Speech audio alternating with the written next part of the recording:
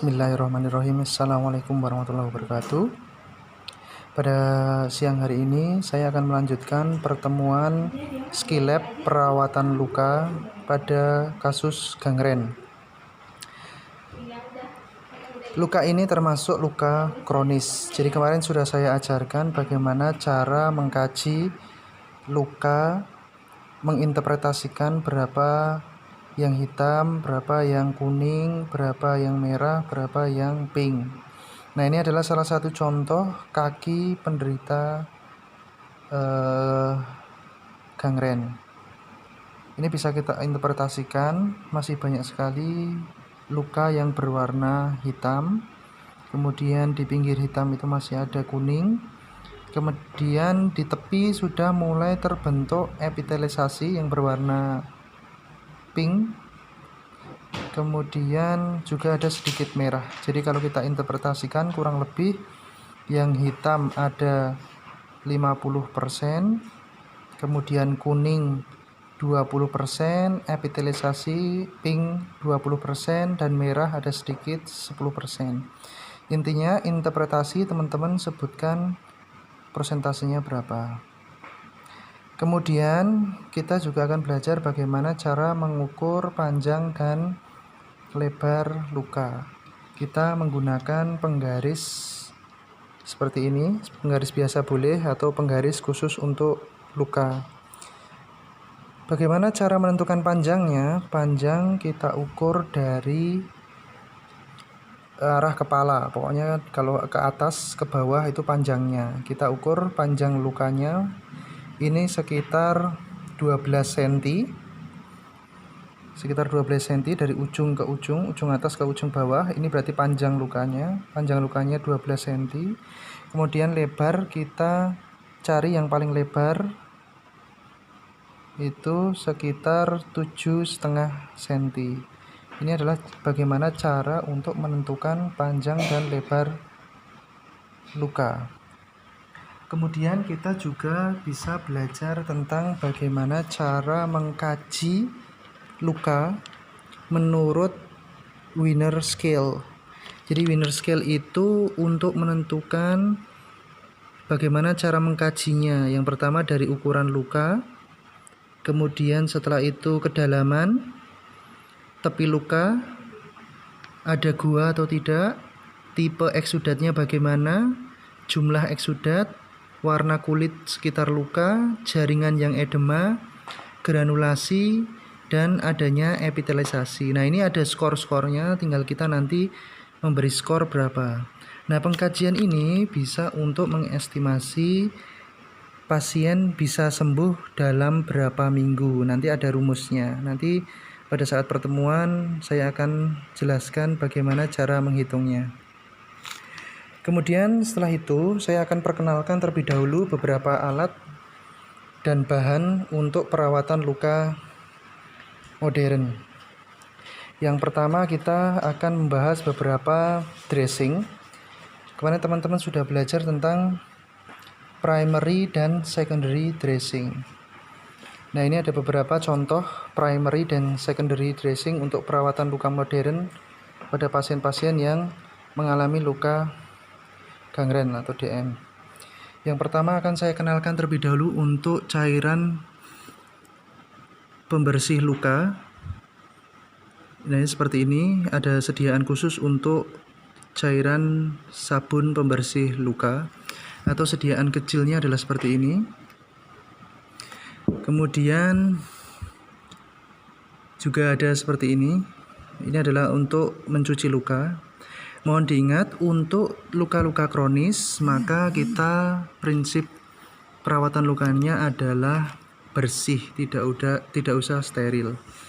Nah, ini mungkin teman-teman sudah banyak yang kenal, tapi ini tidak digunakan untuk luka-luka yang kronis. Ini untuk luka-luka akut atau luka yang pertama kali terkena, karena ini nanti kalau sudah berwarna merah lukanya akan mematikan jaringan granulasi yang terbentuk. Kemudian ada beberapa salep yang bisa digunakan untuk menjaga kelembapan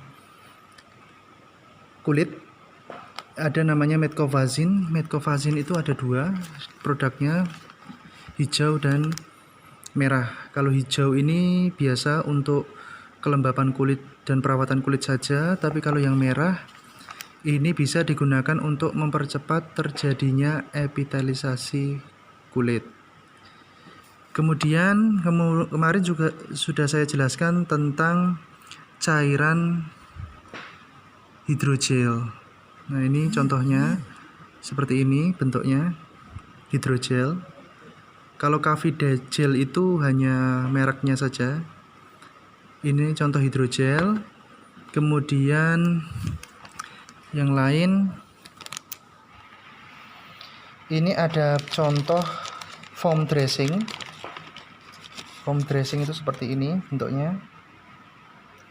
Ini untuk menyerap eksudat yang sedang sampai banyak.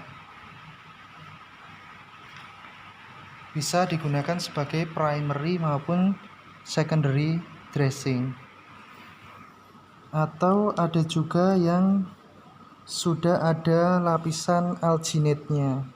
Jadi foam plus alginate, poliuretan dengan lapisan alginate. Nah, ini seperti ini.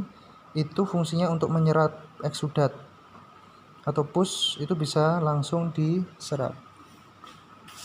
Ada juga transparan film. Transparan film bisa digunakan sebagai primary maupun secondary. Itu waterproof, tahan air, kemudian mensupport autolysis debridement, dan untuk mengurangi nyeri, bisa untuk mengurangi nyeri. Ini contohnya.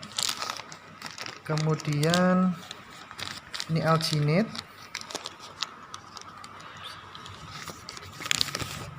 seperti ini. Ini sebagai primary dressing pada dasar luka yang sudah berwarna merah, menyerap cairan sedang sampai banyak, mengurangi perdarahan pada perifer. Nah, kalau foam ini tadi dia menyerap cairan yang banyak bisa, dan juga mengontrol hipergranulasi. Kemudian, nah ini mungkin teman-teman sudah banyak yang tahu, ini adalah kasa. Mohon diingat, kasa di sini bukan untuk primary dressing, tapi untuk secondary dressing. Jadi tidak boleh langsung melekat pada dasar luka, karena nanti akan merusak jaringan granulasi. Kemudian ini ada untuk fiksasi. Ini untuk fiksasi namanya orthopedic wool. Orthopedic wool ini sifatnya absorben atau untuk menyerap. Jadi yang primernya bisa pakai foam. Kalau masih eksudatnya banyak, bisa kita gunakan fiksasi berupa orthopedic wool. Selain itu juga berfungsi sebagai estetika biar terlihat rapi dan sebagai absorben. Diingat, ini untuk secondary dressing atau dressing yang kedua setelah pemberian foam atau alginate atau yang lain. Kemudian ini ada yang disebut dengan cohesive bandage atau bisa juga seperti elastomol. Ini untuk fiksasi secondary dressing, estetika, tapi bukan absorben. Jadi ini tidak bisa menyerap cairan. Jadi untuk estetika, untuk supaya rapi. Kemudian ada yang disebut dengan stockinette. Ini stockinette, kayak stocking. Stockinette ini sebagai secondary dressing. Ini biasanya untuk daerah kepala atau daerah kaki, tangan, ini bisa. Namanya stockinette. Kemudian kalau alatnya, teman-teman bisa nanti menggunakan pinset chirurgis anatomis, atau bisa juga langsung menggunakan tangan karena prinsipnya adalah bersih. Kemudian kita menggunakan gunting jaringan kalau nanti kita mengangkat jaringan nekrotik, bengkok, Nierbecken.